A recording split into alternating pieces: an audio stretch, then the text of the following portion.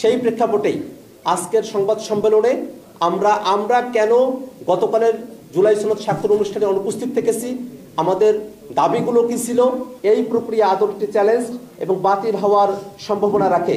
কাজে এই প্রক্রিয়ায় জুলাই সনদ পাশ হলে এটি জনগণের সাথে একটি সাংবিধানিক প্রতারণা বই কিছুই হবে না। আমরা দেখেছি আমন্ত্রিত শহীদ পরিবারও এই অনুষ্ঠানে প্রাপ্য সম্মান পান নাই। প্রশাসন থেকে তাদের সঙ্গে উচ্চবাচ্য করা হয়েছে। বাংলাদেশের মানুষেরা জবাবদিহিতাপূর্ণভাবে একটি গণতান্ত্রিক ব্যবস্থার মধ্য দিয়ে নিজেদের সামনের ভবিষ্যৎ নির্মাণ করবে। সেই লক্ষ্যকে ধারণ করে অন্তর্বর্তীকালীন সরকার জাতীয় ঐক্যমত্য কমিশনে রাষ্ট্র কাঠামোর গুরুত্বপূর্ণ জায়গাগুলোতে সংস্কার সাধনের নিমিত্তে রাজনৈতিক দলগুলোর সঙ্গে দীর্ঘ সময়ব্যাপী আলোচনা অনুষ্ঠিত করেছে। আমরা জাতীয় নাগরিক পার্টি এনসিপি এবং ইতিপূর্বে জাতীয় নাগরিক কমিটির পক্ষ থেকে সংস্কার কমিশনগুলোতে এবং ঐক্যমত্য কমিশনে আমরা সংস্কার প্রস্তাবনা করার পক্ষে জোরালো ভূমিকা এবং অবস্থান আমরা ব্যক্ত করেছি। জুলাই সনদ প্রণয়নের বিষয়ে জাতীয় নাগরিক পার্টি এনসিপি সেই শুরুর সময় থেকে আমরা সর্বোচ্চ ভূমিকা পালন করেছি। আমরা মনে করি জুলাই সনদের মধ্য দিয়ে ফ্যাসিবাদী ব্যবস্থার সম্পূর্ণ মূলোৎপাটন না হলেও জুলাই সনদের যতটুকু অর্জন, সে অর্জনের পেছনে জাতীয় নাগরিক পার্টি এনসিপির গুরুত্বপূর্ণ ভূমিকা রয়েছে। আমরা যখন জুলাই সনদের বিষয় নিয়ে ঐক্যমত্য কমিশনে দীর্ঘ সময়ব্যাপী আলোচনা করেছি, সেই আলোচনা যখন একেবারে শেষ দিকে চলে এসেছিল, সেই সময়টাতে জুলাই সনদের আইনি ভিত্তি দেওয়ার ব্যাপারটা নিয়ে এক ধরনের ধোঁয়াশা তৈরি হয়। আমরা জাতীয় নাগরিক পার্টি এনসিপির তরফ থেকে জুলাই সনদের আইনি ভিত্তি প্রদানের দাবিতে আমরা রাজপথের কর্মসূচি গ্রহণ করেছি। ঐক্যমত্য কমিশনে আমরা জোরালো ভূমিকা পালন করেছি। যদিও শুরুতে রাজনৈতিক দলসমূহের মধ্যে অনেক দলই জুলাই সনদের আইনি ভিত্তি দেওয়ার ব্যাপারে তারা আগ্রহী ছিলেন না, শুধুমাত্র এটাকে একটা জেন্টেলম্যানস এগ্রিমেন্ট, একটা রাজনৈতিক সমঝোতার দলিল হিসেবেই রাখার পক্ষপাতী ছিলেন। সেই প্রেক্ষাপটে ঐক্যমত্য কমিশনের শেষ পর্যায়ের আলোচনাতে জুলাই সনদের আইনি ভিত্তি দেওয়ার বিষয়ে রাজনৈতিক দলগুলোকে শেষ মুহূর্তে আমরা একমত হতে দেখেছি। যদিও রাজনৈতিক দলগুলো জুলাই সনদের আইনি ভিত্তি দেওয়ার ব্যাপারে একমত হয়েছে, একটি আদেশের মধ্য দিয়ে জুলাই সনদকে আইনি ভিত্তি দিয়ে গণভোট এবং সামনের পার্লামেন্টকে গাঠনিক ক্ষমতা প্রদান করার মধ্য দিয়ে সংবিধানের মৌলিক পরিবর্তনগুলোকে অন্তর্ভুক্ত করার ব্যাপারে আমরা একমত হলেও আমরা গতকাল জুলাই সনদ স্বাক্ষর অনুষ্ঠান আমরা অনুষ্ঠিত হতে দেখেছি। সেই অনুষ্ঠানে জুলাই সনদ বাস্তবায়নের এবং জুলাই সনদের আইনি ভিত্তির বিষয়টি একেবারেই অনির্লোক থেকে গেছে। এমন প্রেক্ষাপটে জুলাই সনদের আইনি ভিত্তি না দেওয়া এবং বাস্তবায়নের পথরেখা জনগণের কাছে স্বচ্ছ ধারণা উপস্থাপন না করায় জাতীয় নাগরিক পার্টি এনসিপি আমরা গতকালের জুলাই সনদ স্বাক্ষর অনুষ্ঠানে উপস্থিত হওয়া থেকে বিরত থেকেছি। সেই প্রেক্ষাপটেই আজকের সংবাদ সম্মেলনে আমরা কেন গতকালের জুলাই সনদ স্বাক্ষর অনুষ্ঠানে অনুপস্থিত থেকেছি, আমাদের দাবিগুলো কি ছিল এবং ভবিষ্যতের করণীয় বিষয়গুলো কি, সেই বিষয়টা জাতির কাছে পরিষ্কার করে তুলে ধরতেই আজকের আমরা প্রেস কনফারেন্সে উপস্থিত হয়েছি। এই মুহূর্তে আজকের প্রেস কনফারেন্সের লিখিত বক্তব্য আপনাদের কাছে উপস্থাপন করা হচ্ছে। প্রেস বিজ্ঞপ্তি।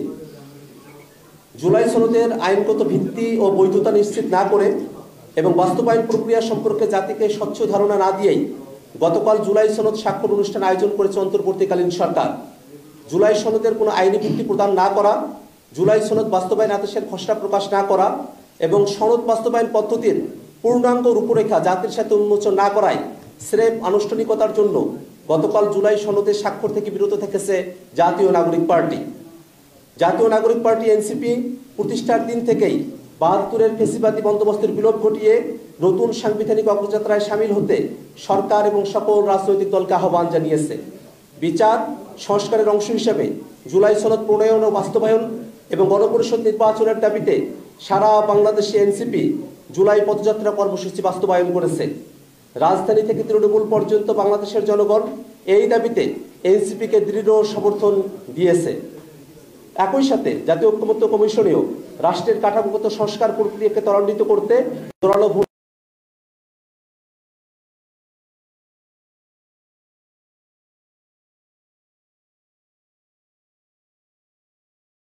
জুলাই সনদ বাস্তবায়ন আদেশের কথা উল্লেখিত হয় নাই। আমরা বলেছি অভ্যুত্থান পরবর্তী যে কোনো বন্দোবস্তের নৈতিক ও আইনি ভিত্তি হতে হবে জুলাই অভ্যুত্থানে প্রকাশিত জনগণের সার্বভৌম ও গাঠনিক ক্ষমতা।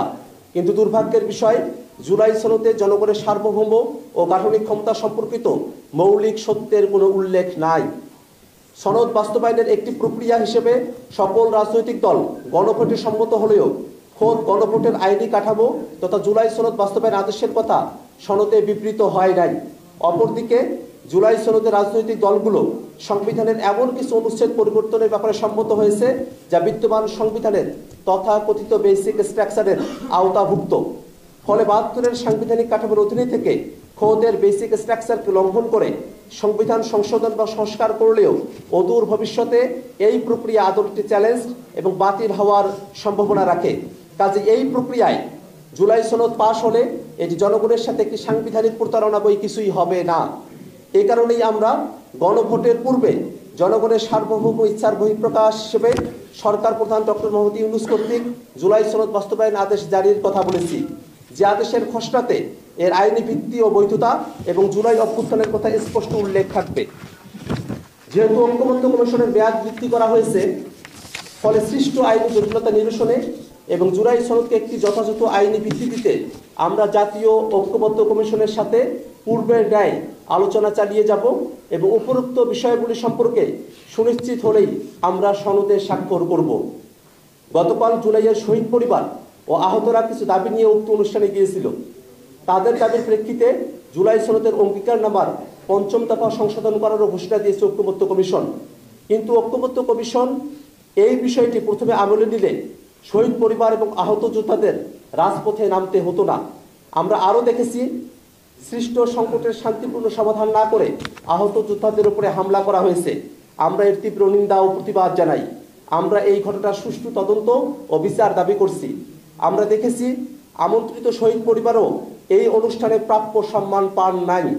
প্রশাসন থেকে তাদের সঙ্গে উচ্চবাচ্য করা হয়েছে,